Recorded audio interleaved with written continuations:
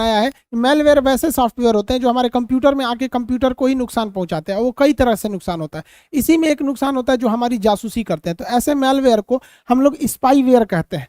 तो इसमें सबसे फेमस अभी जो स्पाईवेयर है, जो सबसे खतरनाक है, वो इजराइल ने ही इसे बनाया है और इसका नाम है पेगासस। पेगासस एक्चुअली उड़ने वाले घोड़ा को कहा जाता है। पहले जमाने में शायद ऐसा घोड़ा रहता था, भाई तुम काय गायब हो गया, अभी ट्रैफिक बहुत लगती है, ये रहता तो कितना आराम रहता, अब गायब हो गया ये घोड़ा। तो ऐसे घोड़े को पेगासस कहा जाता है। तो इसी के नाम पर मतलब उस सॉफ्टवेयर को बनाया गया है। इजराइल की कंपनी का कहना है कि इस सॉफ्टवेयर की मदद से उसने कई ऐसे आतंकवादियों की सीक्रेट चीज़ों को पता करके आतंकवादी घटनाओं को अंजाम देने से रोका है, जो काफ़ी अच्छी बात है। अब ये किसी भी चीज़ के कुछ पॉजिटिव और कुछ निगेटिव एस्पेक्ट्स होते हैं। ये इतना खतरनाक है कि एंड्रॉयड और iOS यानी दोनों पर काम करता है। ऐसे कहा जाता है कि iOS यानी आईफोन वाला चीज़ें थोड़ी ज़्यादा सिक्योर होती है एंड्रॉयड की तुलना में, ये किसी को नहीं छोड़ता है। और ये एकदम सिंगल क्लिक पर आपको लोड हो जाता है, मतलब आपके पास एक मेल आएगा और उस पर अगर आप क्लिक करते हैं तो वो ऑटोमेटिक आपके सॉफ्टवेयर को वो पूरा अपने ऊपर ले लेगा। लेकिन क्या हुआ, ये इससे भी एक कदम आगे है। अब ये लोग क्या करते हैं, व्हाट्सएप पे एक मिस्ड कॉल देते हैं। वो मिस्ड कॉल आएगा आपके पास, आप देखेंगे किसका नंबर है, आप देख भी नहीं पाएंगे, खटाक से मिस्ड कॉल आएगा, उसके बाद डिलीट हो जाएगा।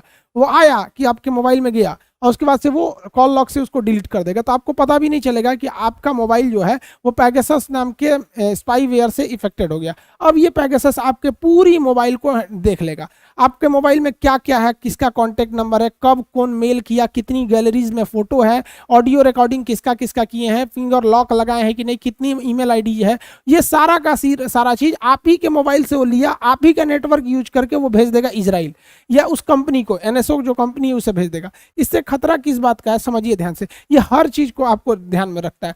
ये माइक ऑन कर सकता है। अमूमन क्या होता है, जहां बड़े बड़े ये बातें होती हैं सीक्रेट, तो लोग कहते हैं ना कि भाई फोन पे क्या बताएंगे, मिलिएगा तो बोलेंगे, ये वही काम आता है। मान के चलिए मिलिएगा, तो ये तो सुन लिया फलाना आदमी मिलना है, सर्विलांस पे पहले से है, तो मिलना है, तो जब मिलने जाएंगे तो टाइमिंग फिक्स करके देख लेगा कि हाई फोन नंबर भी ट्रैकिंग पर है, ये भी है। जब दोनों करीब आएंगे, क्योंकि ये दोनों का लोकेशन देख लेता है, लोकेशन देख के देख लेगा कि ससुर लोग मिलने आए हैं, करीब हैं, तो क्या करेगा ना, मोबाइल का ऑडियो रिकॉर्डिंग में ऑन कर देगा। आप रखे हैं मोबाइल जेब में, आप बतिया रहे हैं, हाँ हाँ यहाँ बम फोड़ना है, ऐसे फोड़ना है, इजराइल को उड़ाना है, इनको उड़ाना है, ले दोनों का माइक ऑन है। अब माइक ऑन होने की वजह से इसका भी बात सुनाई दे रहा है, इसका भी, और माइक ऑन करके सारा का सारा भेज दिया इजराइल के पास, यानी NSO कंपनी के पास। अब उस कंपनी ने जहां भी ऑफिस बनाया है, जहां डाटाबेस मंगाना चाहती है, वहां वो मंगा सकती है उसको। ये आपके मोबाइल का कैमरा भी एक्सेस कर सकती है, कैमरा को ऑन कर लेगा ये सॉफ्टवेयर। अब अमूमन कैमरा को ऑन करके ना, कैमरा से जितनी भी फोटोज खींचे रहेंगे उस गैलरी के थ्रू उसको सारी इमेजेस डॉक्यूमेंट्स आपका भेज देगा। आपका कॉल लॉग, किसको किसको कॉल करते हैं, इवन आपको पता भी नहीं चलेगा, आपके नंबर से किसी दूसरे को मैसेज भी चला जाएगा या कॉल भी जा सकता है वहां पर, और आपको पता ही नहीं चलेगा। आप सो रहे हैं आराम से, किसी को मैसेज जा रहा है, किसी को ईमेल जा रहा है, चैट जा रही है, अलग अलग चीजें हो सकती है। और इसमें सबसे खतरनाक क्या चीज हो जाता है कि जब आप कभी अपने मोबाइल में फिंगरप्रिंट लगाते हैं, तो आपका मोबाइल को तो पता होता है ना कि आपकी फिंगरप्रिंट क्या है आपका, क्योंकि वो तो सेव किए रहता है। अब ये सॉफ्टवेयर जो है पेगासस, ये आपका फिंगरप्रिंट जो इस मोबाइल में है उसे भी हैक करके भेज देता है कि फलानी आदमी का फिंगरप्रिंट है। अब आप रहिए चाहे मत रहिए, वही फिंगरप्रिंट वहां मार देगा। अगर आपका लॉक से भी कोई सिस्टम रहेगा, मान के चलिए कोई बहुत बड़ा सेना अधिकारी है और उसके फिंगरप्रिंट से ही कोई मिसाइल का हमला होना है, या कोई ऐसा आतंकवादी है जिसपे ऐसा उसका फिंगरप्रिंट का लॉक है, तो उसका मोबाइल हैक हुआ तो उससे फिंगरप्रिंट निकाल के इजराइल के पास है, उसका फिंगरप्रिंट लगा के उसको डिफ्यूज भी किया जा सकता है। कॉल पर क्या बात कर रहे हैं, क्या चीज हो रहा है, सारी चीजों को डिटेल यहां से निकाला जा सकता है। अब इसी में हो गया भाई साहब, हमारे जो पड़ोसी देश हैं ये इमरान चचा को, अब इसके पास 4 मोबाइल है इमरान खान के पास, और 3 पत्नियां हैं, तो एक एक मोबाइल अपनी पत्नियों के लिए रखा है भाई साहब, और एक मोबाइल जो बच गया ये बैंड पार्टी वाले के लिए रखा है, इसका सेना प्रमुख है, इसी से बात करता है। तो 4 मोबाइल में से एक मोबाइल का ये सबसे ज्यादा यूज करता था, बाकी 3 पत्नी, आप पत्नी सबको कितना फोन करता होगा, टाइम कितना है बुढ़ौती में इसके पास। तो जिस मोबाइल से सबसे ज्यादा यूज करता था वो इंटरनेशनल बातें करता था, या फिर विदेशों में, या फिर अपने सेना प्रमुख से, इवन अपने संसद के मंत्रियों से, अलग अलग नेताओं से, वही फोन सबसे ज्यादा ट्रेस किया गया।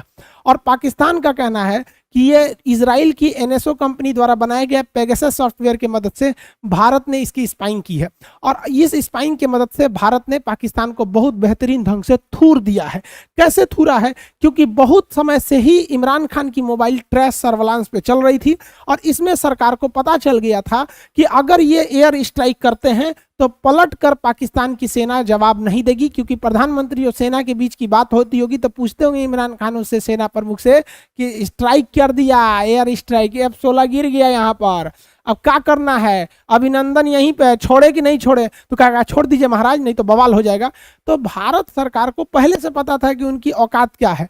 इसी को देखते हुए एयर स्ट्राइक हुआ, सर्जिकल स्ट्राइक हुआ, 370 में से इन लोगों को डिब्बा में बंद कर दिया, डिब्बा में नहीं बंद किया, क्या बोलते हैं लोग उसको, अरे डिब्बा में बंद, घरे में बंद कर, नजरबंद कर दिया, अरे वही डिब्बा में बंद किया। नजरबंद मतलब किसी दूसरे से मिलने नहीं दिया जाता है। इन लोग को लगता था कि ये कश्मीर को स्वतंत्र देश बना लेंगे। क्या हाल चले चाचा आप लोग का, ठीक ठाक है लोग कि नहीं, चलिए कोई बात नहीं।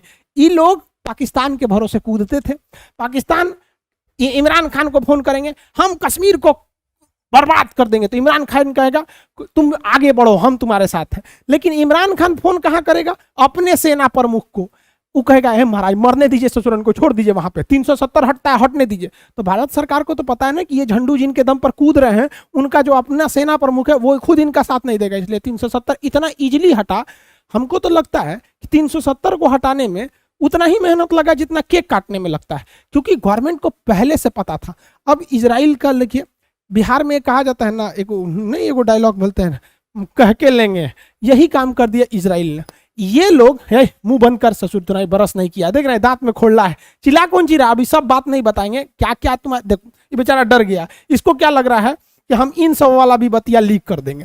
नहीं हम उस सब नहीं, अब मत डरो यार, छोड़ो, चलिए हम मेन टॉपिक पे बात करते हैं। दांत में खोलना है, प्रधानमंत्री हो यार, इलाज करा लो, पीला पीला दांत लेके घूम रहा है, ब्रश किया करें यहाँ पे। ये इजराइल को मान्यता नहीं देता था, कहता था इजराइल कोई देश ही नहीं है।